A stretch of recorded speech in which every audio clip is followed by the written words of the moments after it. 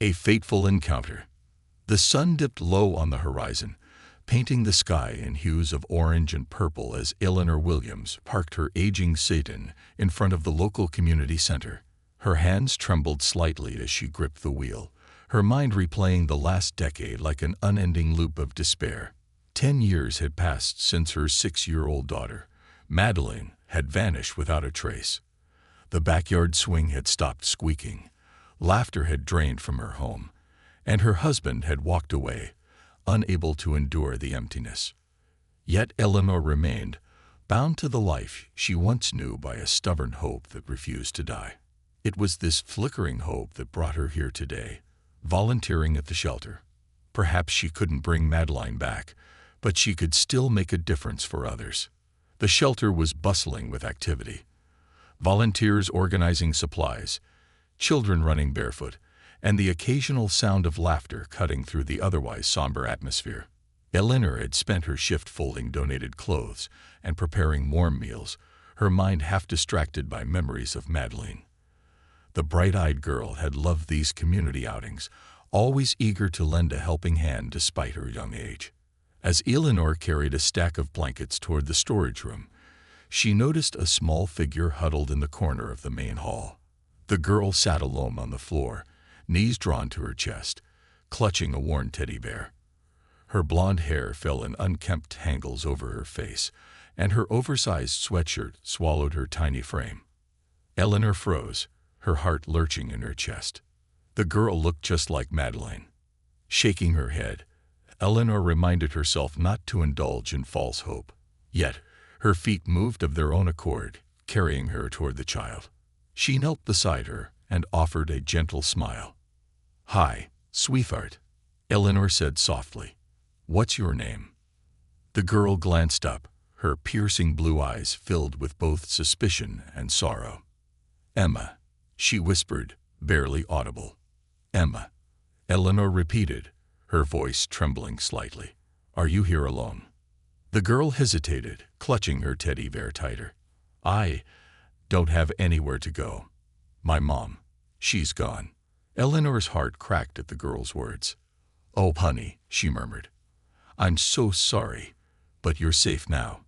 We'll make sure of that." Emma didn't respond, but she didn't pull away either. Her silence wasn't rejection. It was guarded, cautious. Eleanor knew the signs well. Over the years, she had seen countless children come through the shelter with the same look in their eyes. Abandoned, scared, and unsure of what the future held. But there was something about Emma, something inexplicably familiar that tugged at Eleanor's very soul. As the evening drew to a close, Eleanor couldn't bring herself to leave Emma behind. The shelter staff explained that Emma had shown up days earlier, but refused to talk about her past. She had no identification, no family to contact. It was as if she had appeared out of thin air. "I'd like to take her home," Eleanor said impulsively, her voice steady despite the racing of her heart. "At least for tonight. She shouldn't be here alone." The shelter supervisor raised an eyebrow, but eventually relented. Eleanor filled out the necessary paperwork and helped Emma into the passenger seat of her car. As they drove through the quiet streets toward Eleanor's modest home, a mix of emotions swirled within her: hope, fear, and a strange, unexplainable sense of destiny.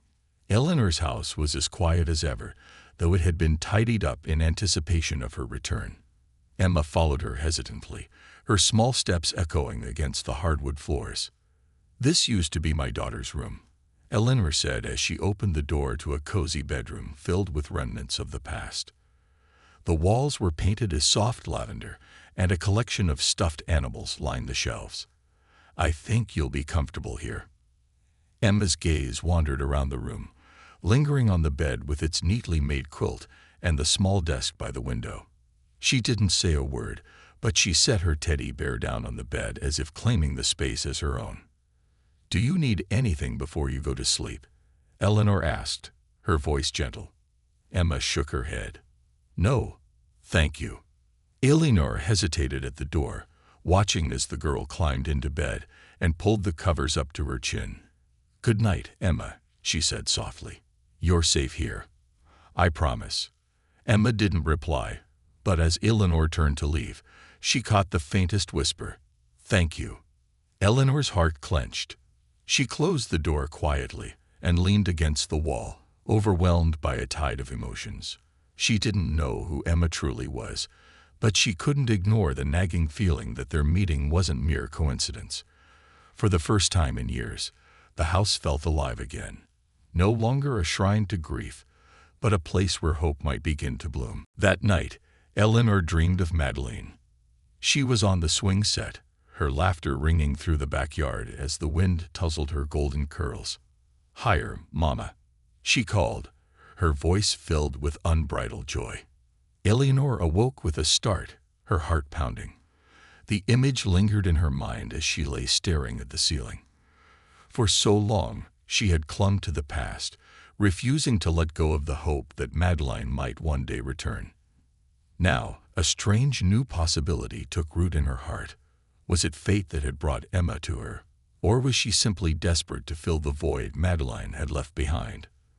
The questions haunted Eleanor as she drifted back to sleep, the echoes of her daughter's laughter fading into the night, the bonds of trust. Eleanor woke early, the pale light of dawn filtering through her bedroom curtains. The previous day's events weighed on her, but so did a strange sense of purpose. She had found Emma huddled and scared, but the girl was now safe, sleeping in the room that had once belonged to Madeline. Eleanor sat up, the familiar ache of loss battling with something new, a flicker of determination. After a quick shower, she made her way to the kitchen and began preparing breakfast. The smell of sizzling bacon and brewing coffee soon filled the air. She glanced at the clock. It was nearing 8 a.m., and she decided to let Emma sleep in a little longer. The girl had likely endured more than she let on, and Eleanor wanted to give her all the time she needed to adjust. As Eleanor set the table, the faint creak of footsteps on the stairs caught her attention. Emma appeared in the doorway, her blonde hair a tangled mess, and her teddy bear clutched tightly in one hand. She looked unsure, hovering at the threshold as though afraid to cross it. "Good morning, sweetheart," Eleanor said, smiling warmly. "Did you sleep okay?" Emma nodded slightly but didn't say a word. Her eyes darted around the room, taking in the bright yellow curtains, the neat rows of cabinets, and the plate of food Eleanor had set out for her. "Come sit," Eleanor urged, pulling out a chair. "I made pancakes. Do you like pancakes?" Emma hesitated but eventually shuffled over to the table. She climbed into the chair and stared at the plate in front of her. "Thank you," she mumbled, barely audible. "You're welcome," Eleanor replied, keeping her tone light and cheerful. She didn't press for conversation, knowing that trust couldn't be rushed. Instead, she sat across from Emma, sipping her coffee and pretending to read the morning paper. Emma ate slowly, her movements cautious, as if she feared she might be scolded for taking too much. Eleanor's heart ached at the sight. What kind of life had this child endured? How long had she been alone? And what had happened to her mother? Questions swirled in her mind, but she kept them to herself. Emma needed kindness, not interrogation. When breakfast was over, Eleanor suggested they spend some time in the garden. The backyard had always been her favorite place, a sanctuary of sorts. Overgrown flowers framed the space, and the swing set that had once been Madeline's pride and joy stood near the large oak tree. Though the swings hadn't been used in years, Eleanor had never had the heart to take them down. Emma followed her outside, her steps hesitant. She stood in the middle of the yard, staring at the swings with a distant look in her eyes. "Do you like to swing?" Eleanor asked gently. Emma shrugged, clutching her teddy bear closer. "Why don't you give it a try?" Eleanor encouraged, moving toward the swings. She patted the seat of one and smiled. "I bet you'll love it." Emma hesitated but eventually set her teddy bear on the grass and climbed onto the swing. Eleanor gave her a gentle push, and for the first time, she saw a flicker of something that might have been joy cross the girl's face. Emma didn't laugh or smile outright, but her grip on the chains loosened, and she leaned back slightly as the swing gained momentum. "You're doing great," Eleanor said, her voice soft with encouragement. "You know, my daughter used to love these swings. She would spend hours out here." Emma glanced back at her, curiosity lighting her blue eyes. "Your daughter?" "Yes," Eleanor said, her throat tightening. Her name was Madeleine. "She's not here anymore, but this was her favorite place." Emma nodded, as though she understood without needing further explanation. She looked down at her feet, which now brushed the grass with each forward swing. "What happened to her?" Eleanor froze, caught off guard by the question. She hadn't expected Emma to be so direct, but she couldn't lie. "She disappeared," Eleanor said carefully. "A long time ago. The police looked for her, but they couldn't find her." Emma's face clouded with something unreadable. Fear, perhaps, or guilt. "I'm sorry," she whispered.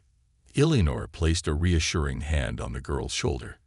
"It's not your fault, sweetheart. Don't you worry about that. Let's just focus on making you feel at home, okay?" Emma nodded again, but her eyes remained distant. Eleanor made a mental note to tread carefully. Whatever pain Emma carried was still raw, and pushing too hard might only make her retreat further. As the days turned into weeks, Emma began to settle into her new life. She explored the house with quiet curiosity, discovering old photo albums, trinkets, and toys that had belonged to Madeleine. At first, she avoided Eleanor, preferring to stay in her room or sit quietly in the garden. But gradually, she began to seek out Eleanor's company, sitting at the kitchen table while she cooked or joining her on the couch to watch TV. One afternoon, Eleanor found Emma in the attic, rummaging through a box of Madeleine's belongings. The girl had pulled out a small hand-knit blanket and was holding it close, her expression unreadable. "That was Madeleine's favorite blanket," Eleanor said, her voice soft.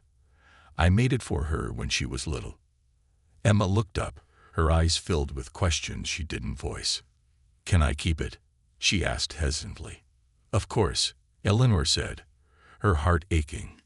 "It's yours now." The gesture seemed to break some of the tension between them. Emma began to open up, asking questions about Madeleine, what she was like, what she enjoyed, and why she had disappeared.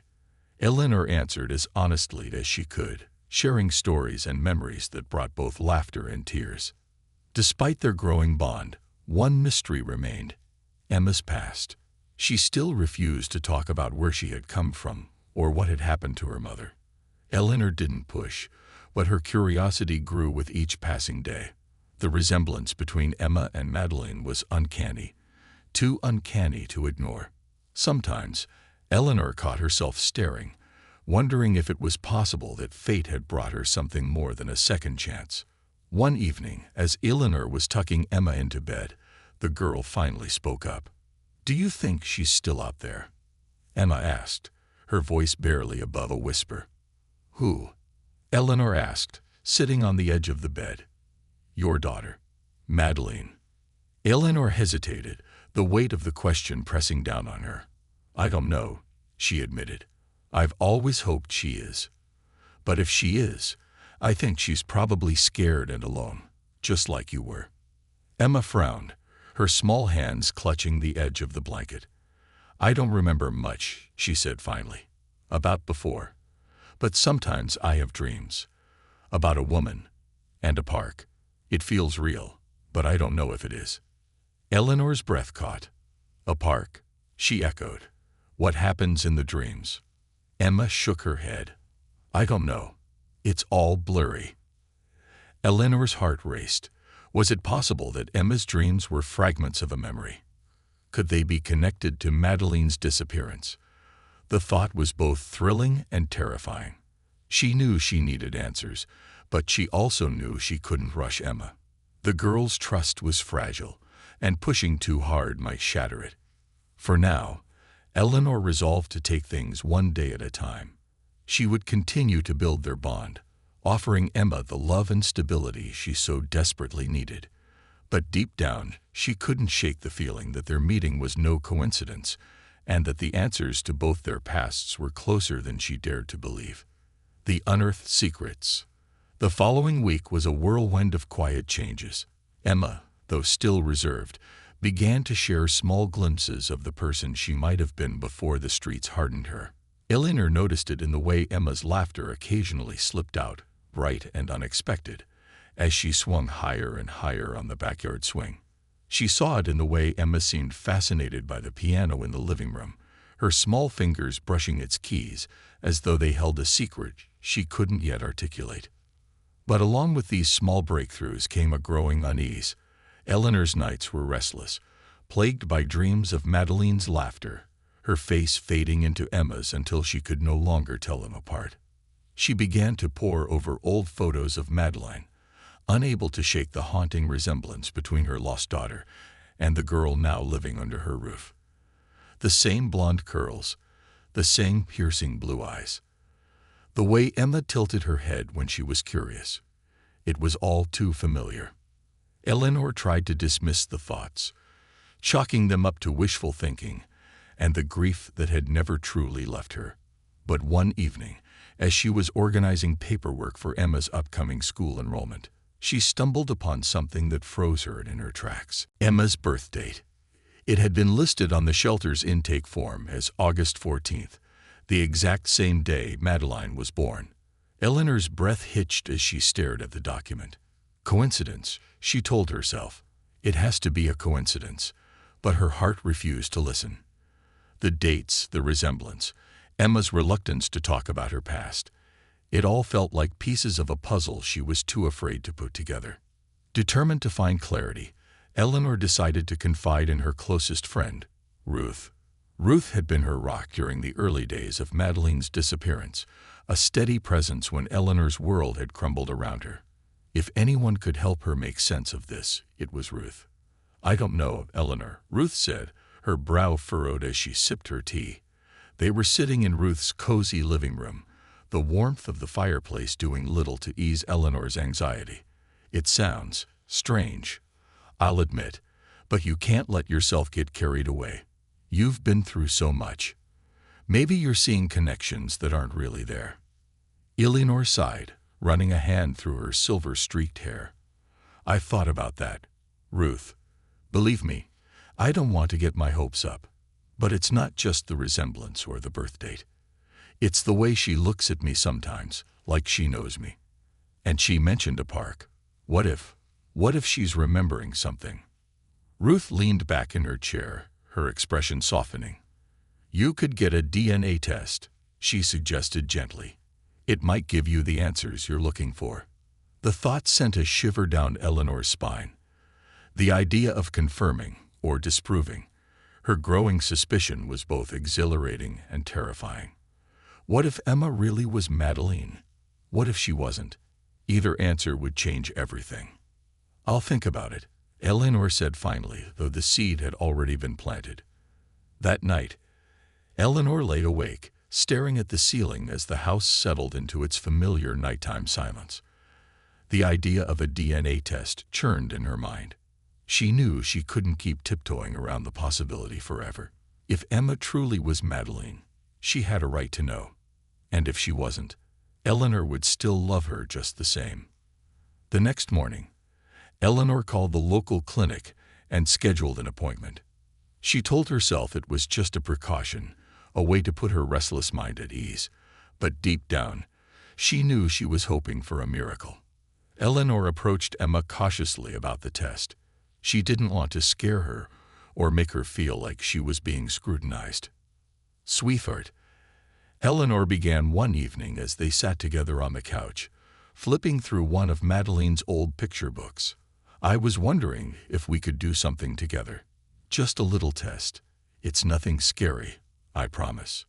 Emma looked up, her blue eyes wary. "What kind of test?" "Well," Eleanor said, choosing her words carefully, "it's called a DNA test. It helps people figure out if they're related. Sometimes it's used to find family members." Emma's brow furrowed. "Family?" Eleanor nodded. "I was thinking, maybe it could tell us if we're connected in some way. Would that be okay with you?" Emma hesitated, clutching her teddy bear tightly. "What if we're not?" she asked in a small voice. Eleanor's heart ached at the fear in Emma's eyes. She reached out, brushing a strand of hair from the girl's face. "It doesn't matter what the test says," she said firmly. "You're already part of my family. That will never change." Emma searched Eleanor's face for a long moment before nodding. "Okay." The test itself was quick and painless, a simple cheek swab that Emma handled bravely, though she clung to Eleanor's hand the entire time. The clinic technician assured them the results would be ready within a few days, but to Eleanor, it felt like an eternity. In the days that followed, Eleanor threw herself into her routine, trying to keep her mind off the test. She cooked Emma's favorite meals, helped her pick out clothes for school, and spent long afternoons with her in the garden. Despite the lingering tension, their bond grew stronger with each passing day. One evening, as they sat together on the swing set, Emma turned to Eleanor with a question that caught her off guard. "Do you think people can forget who they are?" she asked quietly, her gaze fixed on the horizon. Eleanor paused, her hand stilling on the swing chain. "What do you mean, sweetheart?" Emma shrugged, her small shoulders slumping. "Like, if something bad happens, can you forget your life before it? Like it never happened?" Eleanor's heart clenched. "Sometimes," she said carefully. "When people go through hard things, their minds can block out memories to protect them. But those memories are still there, deep down. They don't disappear." Emma nodded slowly, her expression thoughtful. "I think I forgot a lot," she admitted. "Sometimes I feel like I'm missing pieces of myself." Eleanor's throat tightened. She wanted to pull Emma into her arms, to tell her everything would be okay.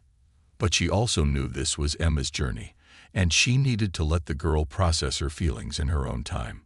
"You're not missing anything that can't be found," Eleanor said gently. "We'll figure it out together, okay?" Emma glanced at her, a flicker of hope in her blue eyes. "Okay." The call came on a rainy Thursday afternoon.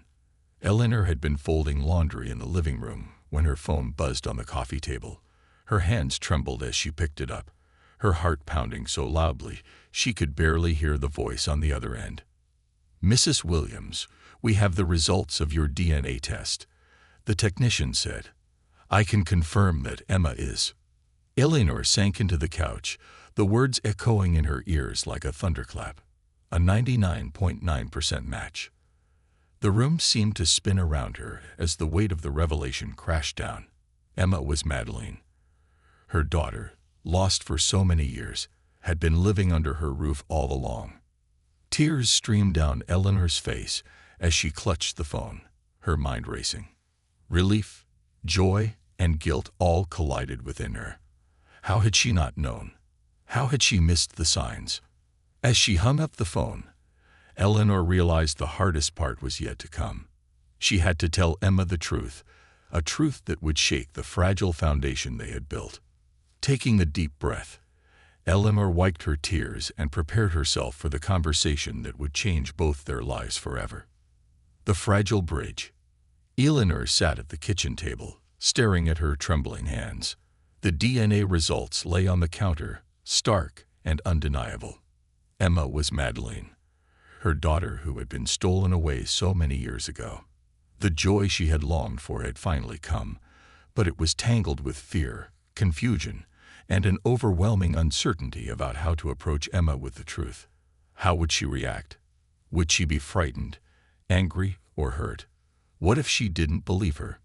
Eleanor felt the weight of these questions pressing down like a storm cloud, but she knew she couldn't delay.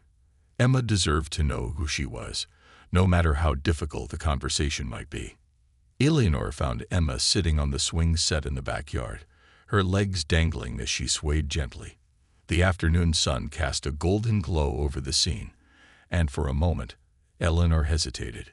This moment, this fragile piece, felt too delicate to shatter, but the truth couldn't wait. Taking a deep breath, Eleanor walked over and sat on the swing beside Emma. The chains creaked softly under her weight. "Emma," she began, her voice trembling despite her efforts to sound steady, "there's something very important I need to tell you." Emma turned to her, her blue eyes wide with curiosity. What is it? Eleanor struggled to find the right words. Do you remember when we talked about the DNA test? The one we did to see if we might be connected. Emma nodded, clutching the swing's chain tightly. Did it say anything? Yes, Eleanor said, her throat tightening. It said, "You're my daughter, Madeline." For a long moment, Emma didn't say anything. She stared at Eleanor, her expression unreadable. Then she shook her head, her blonde curls bouncing with the motion. That can't be true, she said quietly. I'm not Madeline. I'm Emma. Eleanor's heart ached at the fear and confusion in the girl's voice. She reached out, placing a gentle hand on Emma's shoulder. I know it's a lot to take in, she said softly. But the test is very clear. You're my Madeline. You were taken from me when you were just 6 years old. I've been searching for you ever since. Emma slid off the swing, stepping back as though trying to put distance between herself and Eleanor. No, she said, shaking her head again. That's not true. I don't remember you. I don't remember anything. Tears filled Eleanor's eyes, but she didn't move closer. She could see the panic rising in Emma and didn't want to make it worse. It's okay, she said gently. You don't have to remember everything right now. I know this is overwhelming, but I promise you, I'm here for you. We'll figure this out together. Emma's lip quivered, and for a moment, Eleanor thought she might cry. But instead, the girl turned and ran toward the house, leaving Eleanor sitting alone on the swing. Eleanor let her go, understanding that Emma needed time to process the revelation. She wiped her tears and stared at the empty swing beside her, its gentle motion a painful reminder of all the years she had spent waiting for this moment. That evening, Eleanor found Emma in her room, sitting cross-legged on the bed with the worn teddy bear clutched tightly in her arms.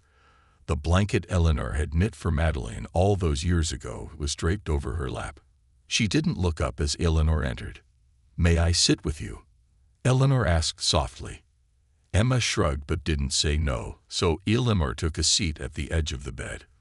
For a long moment, neither of them spoke. The room was filled with the quiet hum of the world outside.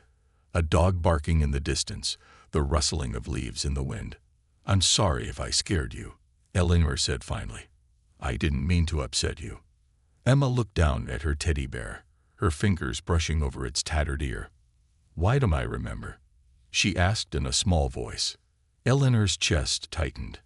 Sometimes, when something very scary or painful happens, our minds protect us by hiding those memories. It doesn't mean they're gone forever. They're just waiting. Emma glanced up, her eyes filled with uncertainty.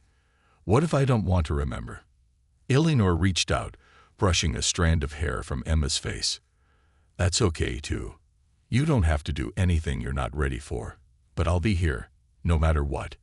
You're my daughter, and I love you. That's all that matters. Emma's lip quivered again, and this time, a tear slid down her cheek. I don't know who I am, she whispered. I feel like I'm two people, Emma and Madeline.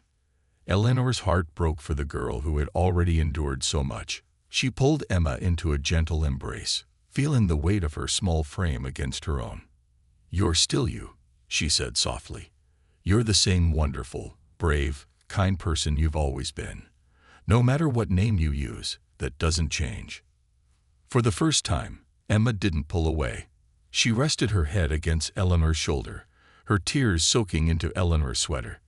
They stayed like that for a long time, the silence between them heavy but not unwelcome.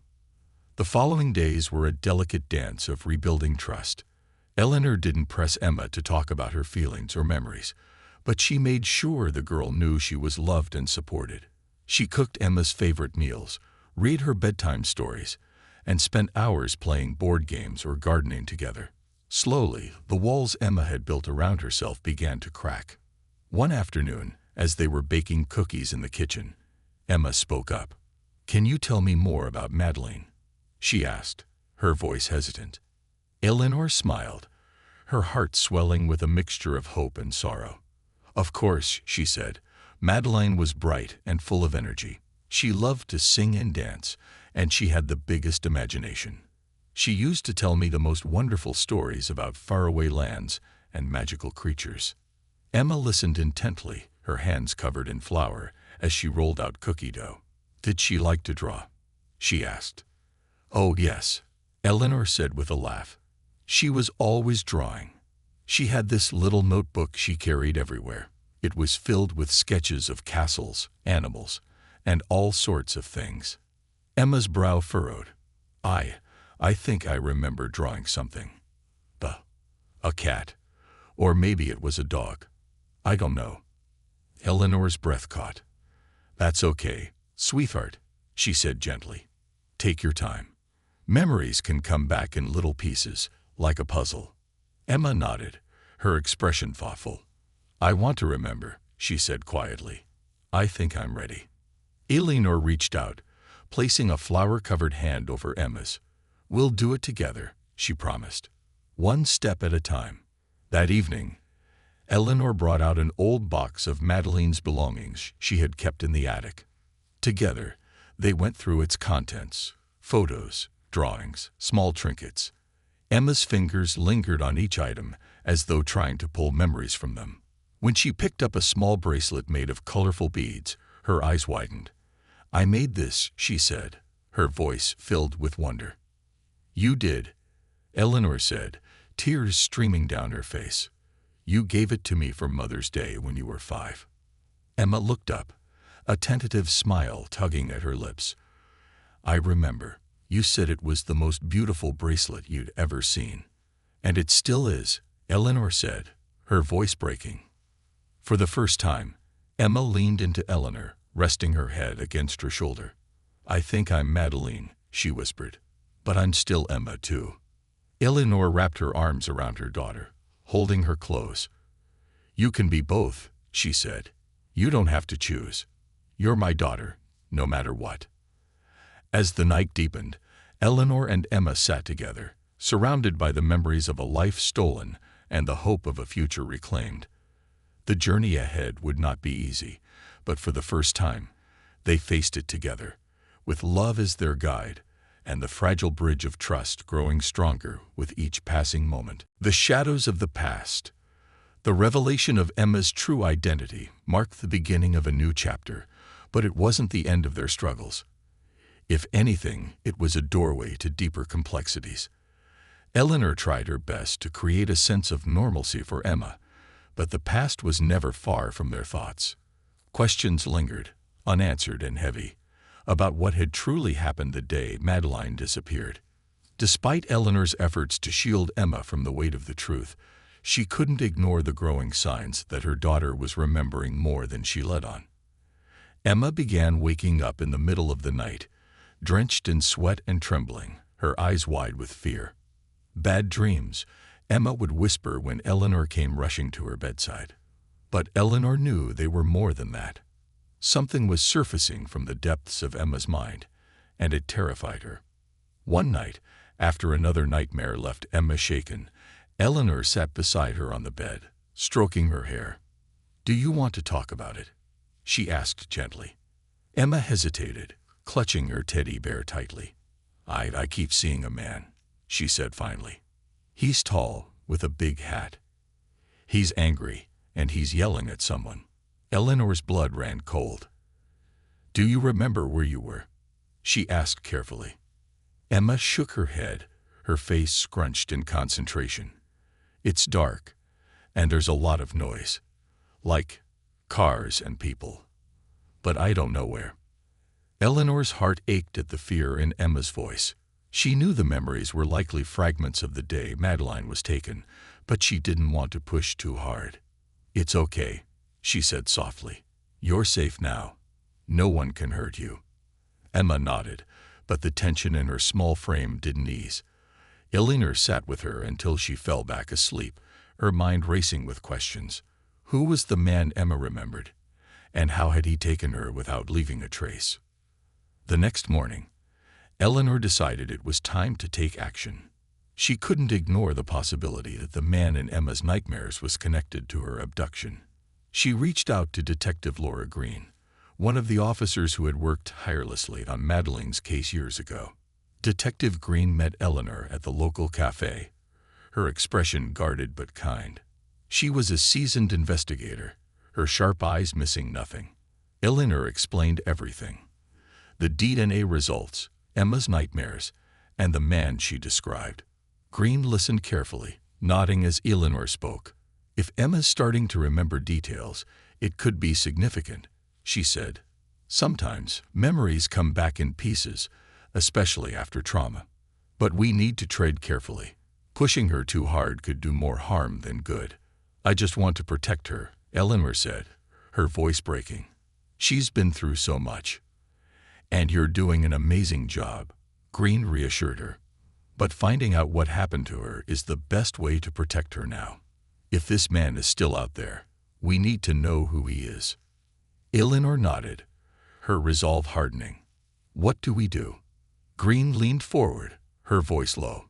"First, we need to create a safe environment where Emma feels comfortable sharing what she remembers. Second, I'd like to involve a trauma specialist, someone who can help her access those memories without causing more pain." Eleanor hesitated. "Will that be too much for her?" "It's her choice," Green said firmly. "We'll move at her pace, but I believe Emma is stronger than she knows."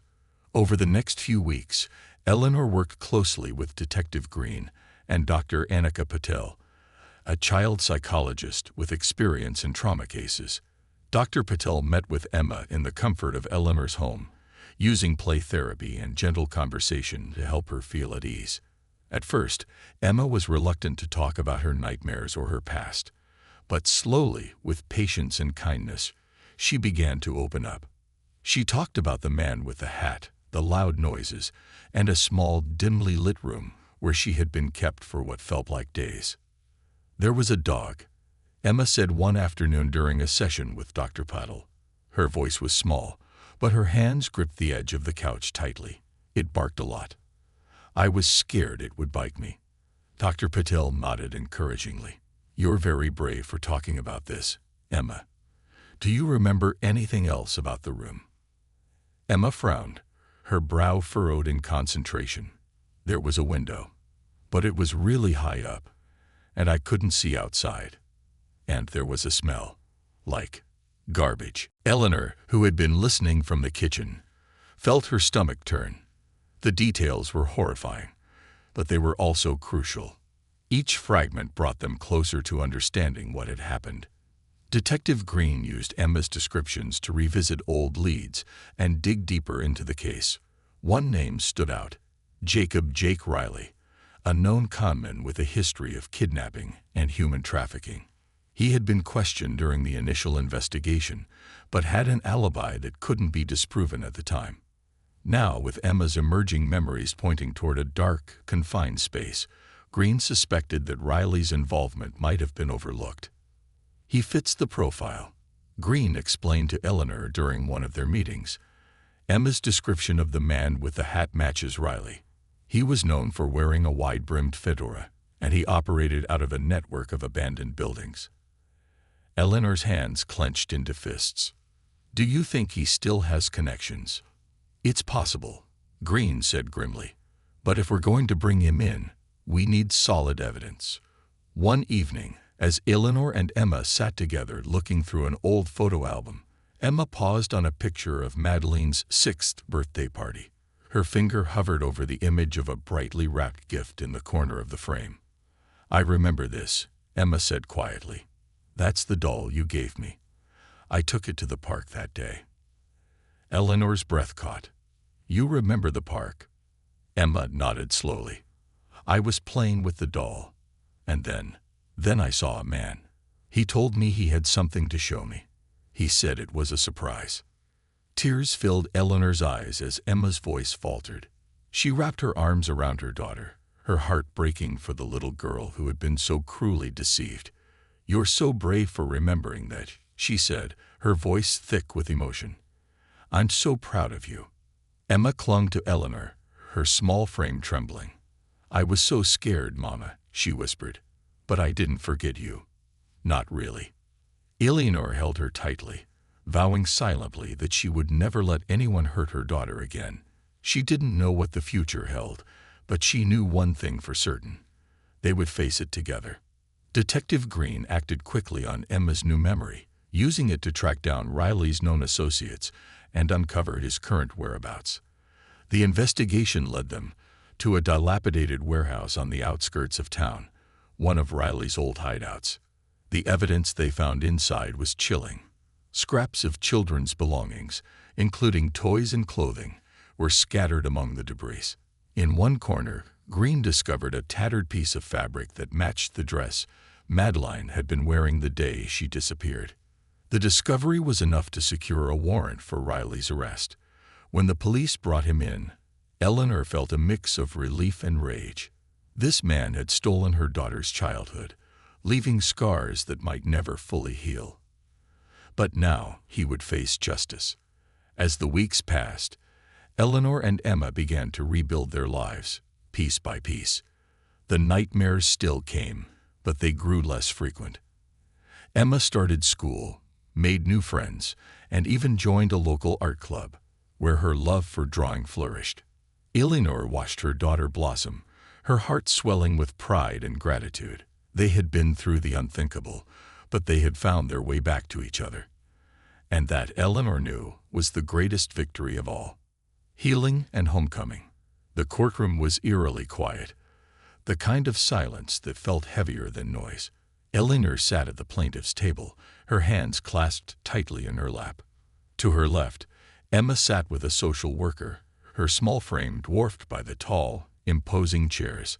Across the room, Jacob "Jake" Riley sat in shackles, his once arrogant demeanor reduced to nervous glances and shifting in his seat. The trial had been a grueling ordeal. Weeks of testimony, evidence, and emotional recounts had drained Eleanor in ways she hadn't thought possible. Riley's defense had tried every tactic to discredit the claims, but the evidence was overwhelming.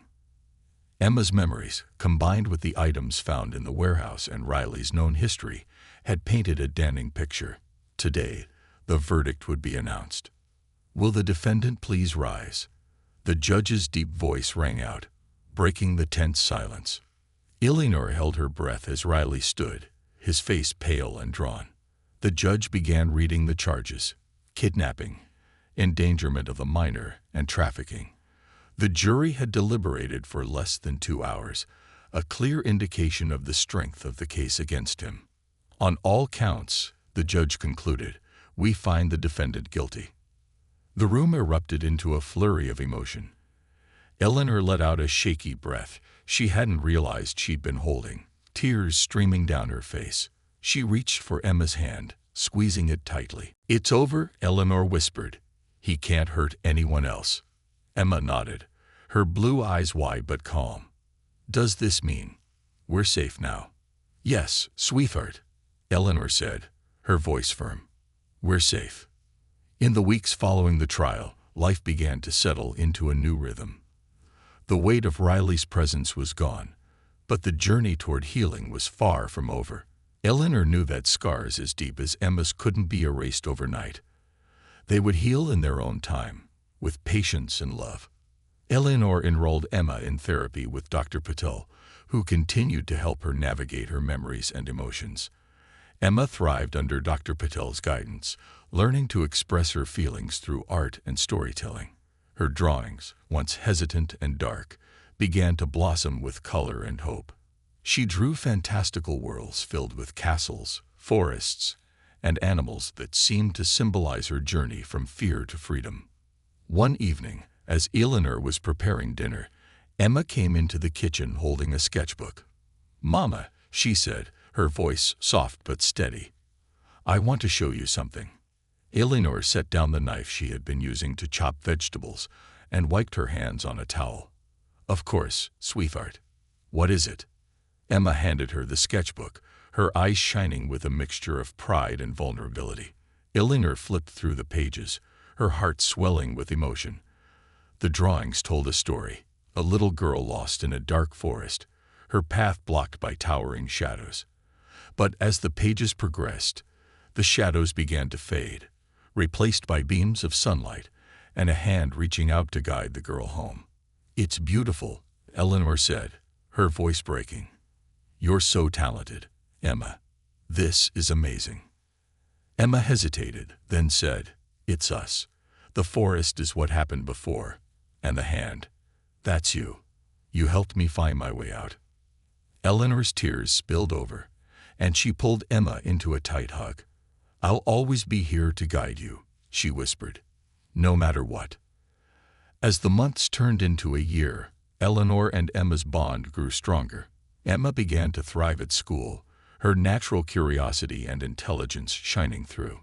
She made friends, joined the art club, and even won first place in a school art competition.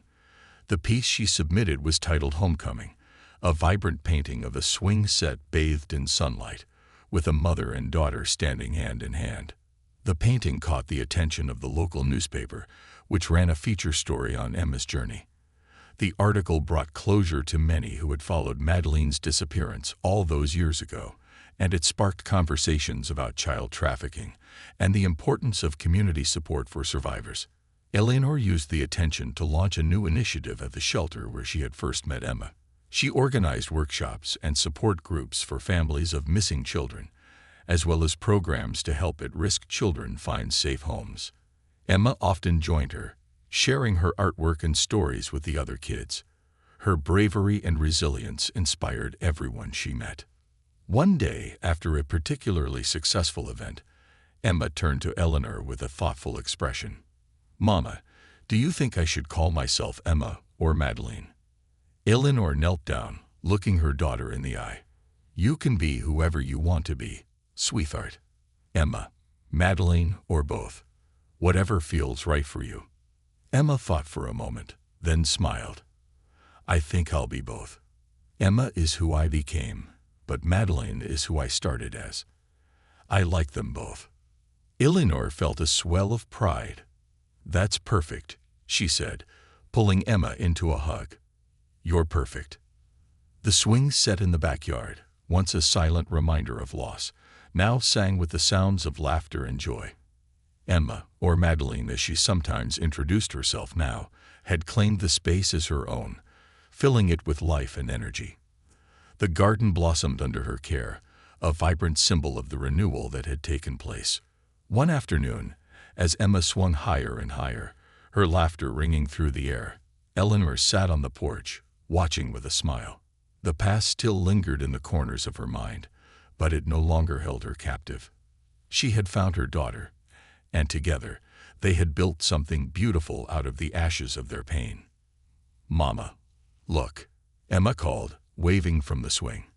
"I can go so high." "I see you, sweetheart," Eleanor called back, her voice filled with warmth. "You're amazing."